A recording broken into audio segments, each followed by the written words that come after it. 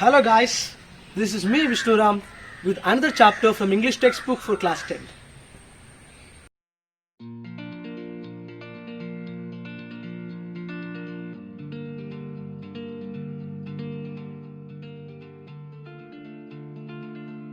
Today we are going to discuss about the lesson The Black Aeroplane, which is written by Frederick McCarthy Forsyth.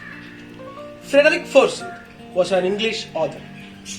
He was a short story writer, a journalist, occasional political commentator, and he worked in the Royal Air Force as a pilot. He wrote a lot of short stories. Among them, a very good short story is prescribed for our studies, which is The Black Aeroplane.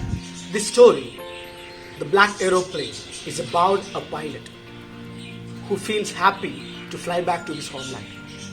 He is flying from Paris to London, dreaming about a long vacation, a long holiday with his family. The moon was coming up in the east behind me, and stars were shining in the clear sky above me. There was not a cloud in the sky. I was happy to be alone high up above the sleeping countryside.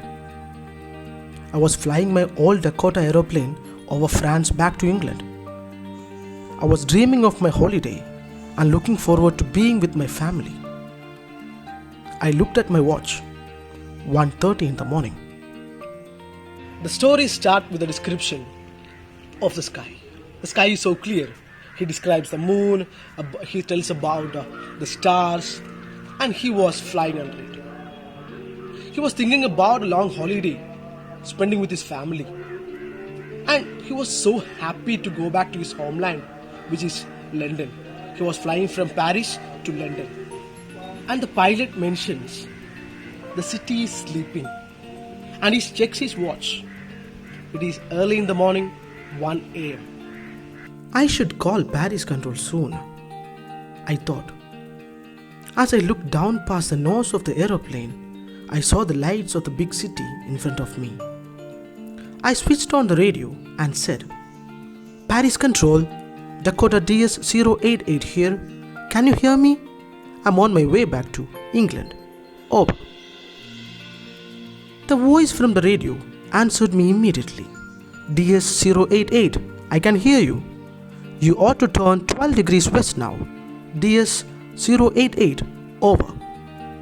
I checked the map and the compass, switched over to my second and last fuel tank, and turned the Dakota 12 degrees west towards England. I'll be in time for the breakfast, I thought. A good big English breakfast. Everything was going well. It was an easy flight. Now the flight is flying over the city of Paris. The pilot could see the lights in the city, and he understood that this is a time to contact the control room of Paris. So he called the Paris control room, and the voice from the control room responds. And he says that, the pilot says that he was on his way to England. And the control room voice, it suggests you have to change the direction 12 degrees towards west. So he does that, and he changes his fuel tank to the last fuel tank left with that plane, and he is flying towards England. And he feels that he could reach on time so that he won't miss the English breakfast, the big English breakfast. He never wanted to miss that. Everything was going well. It was an easy flight. Paris was about 150 kilometers behind me when I saw the clouds. Storm clouds. They were huge. They looked like black mountains standing in front of me across the sky. I knew I could not fly up over them, and I did not have enough fuel to fly around them to the north or south. I ought to go back to Paris, I thought, but I wanted to get home. I wanted that breakfast. I'll take the risk, I thought, and flew that old Dakota straight into the storm. Inside the clouds, everything was suddenly black. It was impossible to see anything outside the aeroplane. the old aeroplane jumped and twisted in the air. I looked at the compass. I couldn't believe my eyes. The compass was turning round and round and round. It was dead. It would not work. The other instruments were suddenly dead too. I tried the radio. Paris Control! Paris Control! Can you hear me? There was no answer. The radio was dead too. I had no radio, no compass, and I could not see where I was. I was lost in the storm. He was flying his Dakota DS-088 aeroplane very smoothly. Everything was going really well.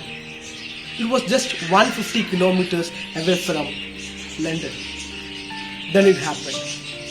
He saw the clouds. They were storm clouds.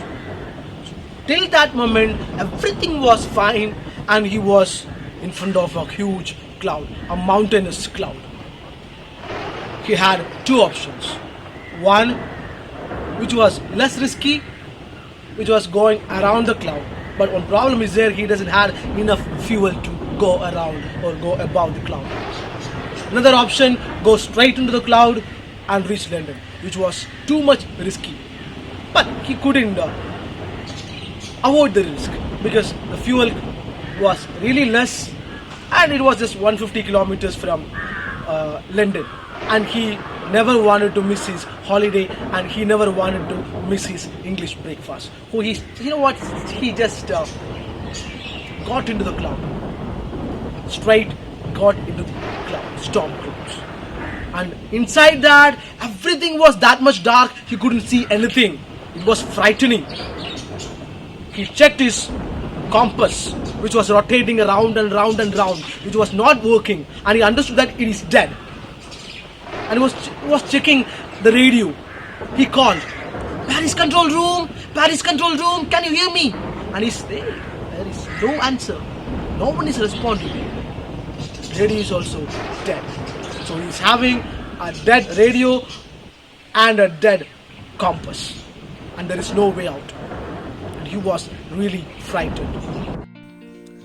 Then, in the black clouds quite near me, I saw another aeroplane. It had no lights on its wings, but I could see it flying next to me through the storm. I could see the pilot's face turn towards me. I was very glad to see another person. He lifted one hand and waved. Follow me, he was saying. Follow me. He knows that I'm lost, I thought. He's trying to help me. He turned his aeroplane slowly to north, in front of my Dakota, so that it would be easier for me to follow him. I was very happy to go behind the strange aeroplane like an obedient child. In the midst of the storm cloud, he could see nothing, and he never knew that which direction to fly.